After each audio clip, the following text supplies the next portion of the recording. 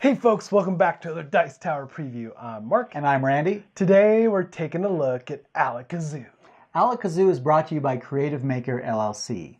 It plays 2 to 4 players, ages 10 and up, and each game takes about 40 minutes to play. Great. Well, let's see which wizard can summon the most fantastical creature. All right, setup is pretty quick. You're going to pull everything out of the box. You're going to separate the point tokens, the power tokens, and the dark power tokens. Then these tokens are the castle keepers. Now, in the final game, these are going to be figures, but for this prototype, they're just small round discs. And then you've got your portal boards that each player will receive. And you separate those out, and everyone will pick one. And then you've got your card decks that you're going to separate and set up. And Randy will tell you a little bit how those get set up in a minute. And then you've got your spell dice. And you basically separate all these pieces and make it within easy access to all players. After each player has selected his portal board depicting his favorite creature, you'll set aside your unused portal boards. The next thing to do is create the deck of spell cards. Now, the spell cards consist of these pieces of the creatures that you'll be summoning. Each portal board shows a creature divided up into 9 parts. Left leg, left arm, torso, head, left ear, right ear, so forth.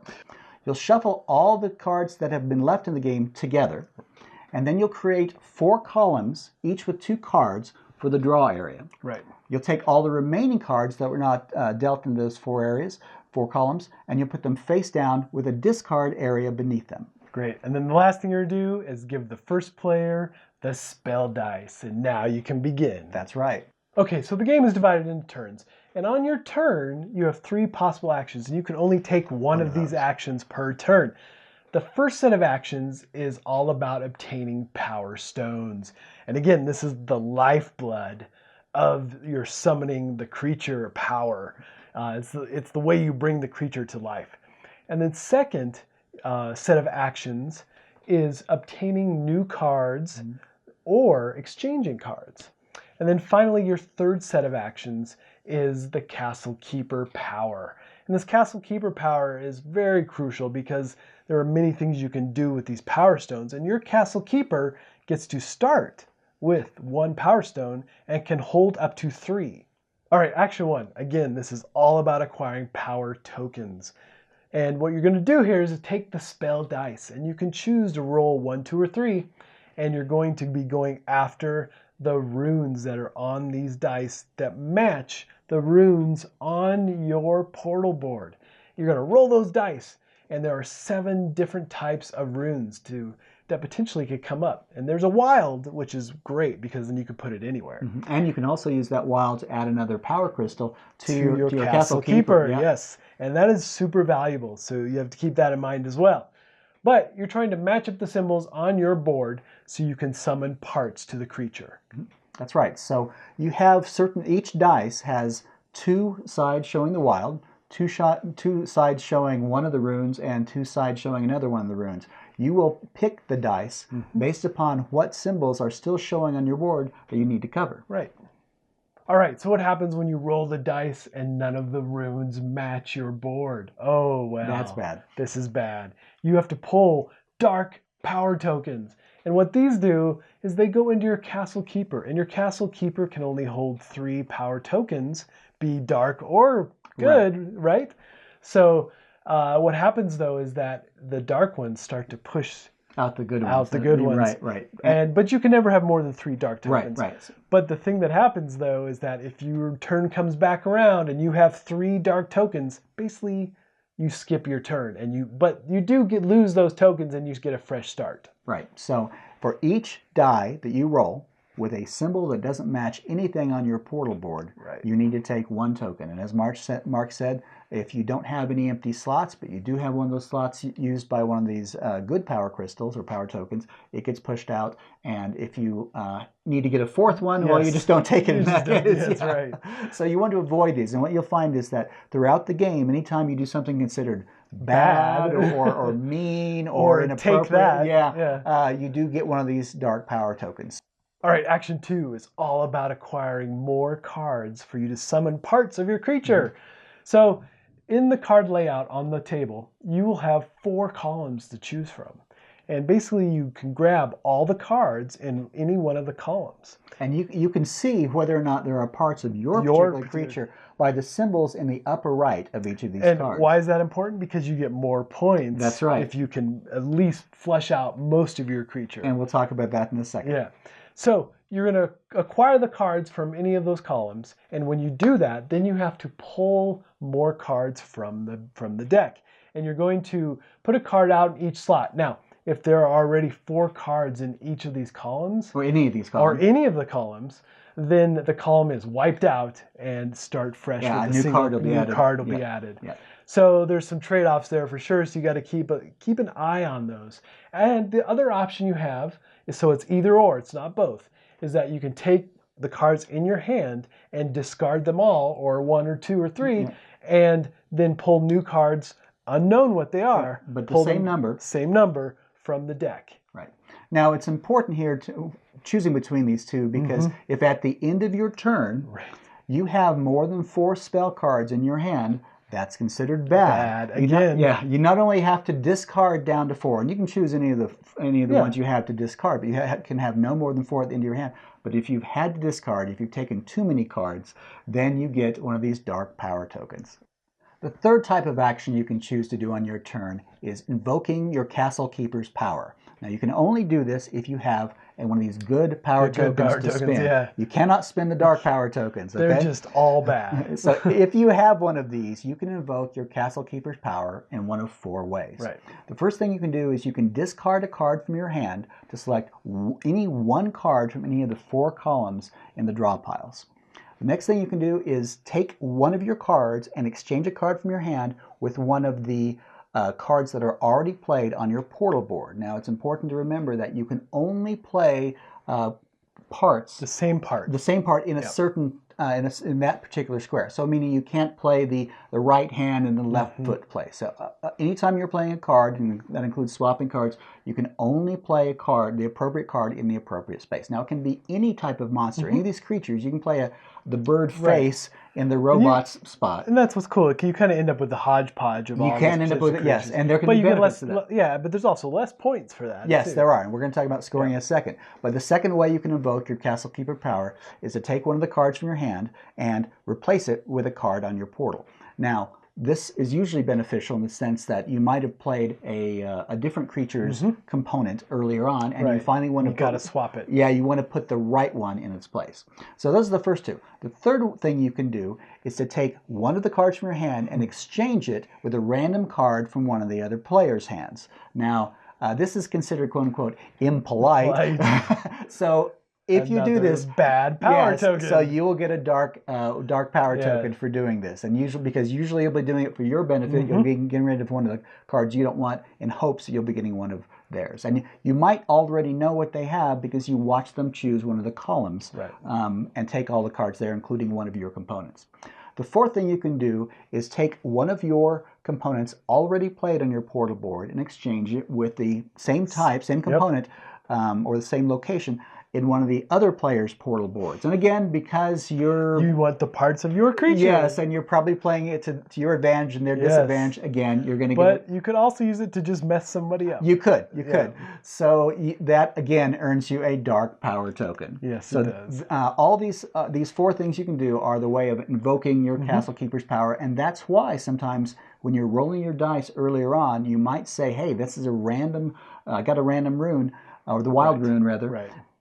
And rather than placing that power crystal on my portal board, you're going to put it in your I'm going to put it in my Castle Keeper slots, because in a later turn, I'll be able to invoke one of these powers. Right. All right. Now, after you've taken one of these actions, you check your portal board. And what you're looking for is if you've fulfilled any of the slots. And all the slots on your portal board require 2 power runes to activate.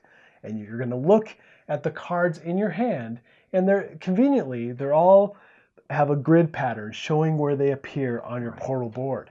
So if you're trying to get the left arm or the head or the torso, those are the cards. That's the way to tell, because some of these creatures have some pretty interesting body parts. Yes, they do. So you may not know exactly where they go, but the grid always shows you.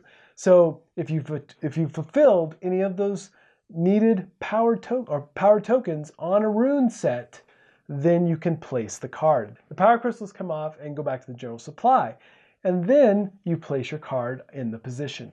So, as we said before, you can place any creature's component in the appropriate spot, but there's different scoring associated with it. So let's say I'm playing the robot, and I've completed the power tokens here for the left leg. Now, if I have the, let's say, the bird's left leg here, I can play it in that spot. Now, I might play any. Yeah, I can play it there. Now, I might do it just to frustrate somebody else. Absolutely. But the more strategic reason I do it is because if you're the first player to fill each of those 9 spots, or one of those 9 spots, you will get a bonus point. You'll get a point, and these points are currently represented by small stars represent 1 point, and the big stars represent 5. But if I'm the first player to play in my slot for the left leg, I will get one of these tokens. And again, this is true for each of these 9 slots. Now, it doesn't make any difference what I put in there. I'll get that token because I'm the first. Now, if you place your creature's leg there instead. If I'm playing the robot and I play the robot's left leg there, I also get a token because I put the correct part there. Now, that's true even if somebody else has played the left leg, somebody else. I won't get the point for being the first person. But anytime you play the correct or the correct component for your creature in his spot, you will get 1 point. Now, when you're placing these components on your portal board, you can put as many cards as you have in your hand that match slots that have been fulfilled by having 2 of these power tokens in them. So that's true even if you have components that don't fit with your creature. If it's you fulfilled, just trying to get them out of your hand. Right, you fulfilled the left leg. You've got 2 power crystals there, and you've got a left leg of a creature that's not yours. You can play it there. Now you say, well, why would I do that? It doesn't work. As we said before, you might, if you're the first player to play in that location, you might get a point, but there's another reason you might play it there. If after you've finished placing all of the cards you can or want to, if you have more than 6 of these power tokens on the board, you must discard down to 6. You must remove these the power tokens and return them to the supply. And because that's considered bad form, you will also earn one of these dark power tokens because of that. So you might have an incentive if you say, wow, I don't want to play this, but I've got 7 power tokens on my portal. I'm willing to play the wrong creature's left leg in this spot just to get rid of 2 of these power tokens. But you're also just trying to fill up your board. Yes, because the key thing here is these turns continue. Everybody continues taking these turns and performing one of those 3 key actions. We say it this way. Each player continues taking turns, first checking to see if they have 3 dark power tokens. Yes, indeed. If they do, they discard them and skip their turn. If they don't, they perform one of those 3 actions, and then they place cards on their board until, this continues until one player has placed all tokens or actually spell cards in all of those 9 slots. And really, it's a race to see which wizard can fully summon the creature the first. Now, it might be kind of a mutated creature, but whoever actually brings a creature into existence. Brings one into existence is definitely, that's the game in Trigger. Yes. Now, the round continues until all players have completed their turns for that round, and then scoring occurs. All right, then we move to final scoring. And what happens here is that for every row and column that you have a matching creature part, you get 1 point. Yeah, all 3 cards have to match the same creature. Yeah, it doesn't have to be the one on your portal board. They just have to match be the same creature. The same creature parts. So the other nice thing is that if you have 3 different parts in a row or column, they have to be from 3 different creatures, though. You also receive a point. Yeah, it's like the most mutated. Most like mutated, fantastical creature. If you only have 2 or a single card in a row or column, you don't score anything for that. Now, there's one more point that can be scored. If all of the spell cards on your portal board belong to the creature that is depicted on your portal board, you get 1 more point. Now, you don't have to have all 9 slots filled out. So, for example, in my case here, if I had only 4 spell cards on my portal board and they're all the robot, and I'm playing the robot, that means I'll get that 1 additional point. So you could get up to 7 additional points, 1 for each of the 3 rows, 1 for each of the columns, and 1 for all of them matching your portal board. All right, then you total up all your points, and whoever is the most is the winner of the magical tournament. And they are granted the title of Arcanimus. Yes. I'm not sure what that means, but it sounds cool. All right, folks, just a reminder, this has been a Dice Tower paid preview, and everything you've seen here has been in prototype form, especially the Castle Keepers. These are going to be full 3D characters, so keep an eye on the campaign for any updates and rule changes.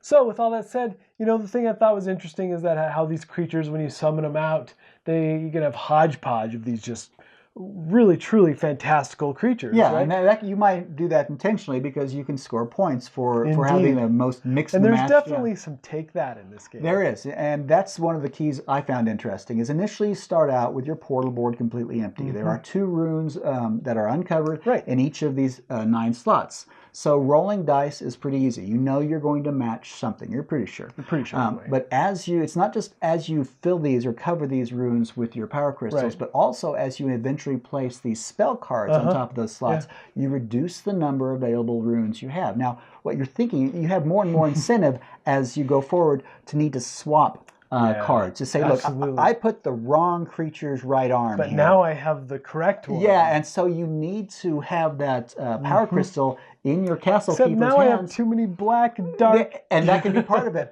But you might say, look, okay, I can't roll all 3 dice because I'm more and more apt to have runes that don't match anything and give me these dark power crystals. So then you start making these strategic decisions about which dice you roll and whether you take chances on rolling more in hopes of getting those wild runes. And as the game progresses, you're looking across the table going, I think I need that part. Yes. Is it really worth getting another dark power crystal? Yeah, you might be thinking, I need that part, or gosh, they look like they're going to score a lot. Maybe they shouldn't score as much. That's right, exactly. So it does have a lot of trade-offs there and interesting decisions. So, if this looks like a game that would be of interest to you, I'm sure they would appreciate your support. Absolutely. And I think that's it from us. And until next time, we'll see you at the table. Thanks so much for watching the Dice Tower videos. Find more great videos and reviews, as well as our top-rated audio podcast at Dicetower.com. You can also find other great shows at Dicetowernetwork.com. I'm Eric Summerer, and you've been watching The Dice Tower. The Dice Tower is sponsored by Cool Stuff Inc., where you can find great games for great prices. Cool stuff in stock. Check them out at CoolStuffInc.com.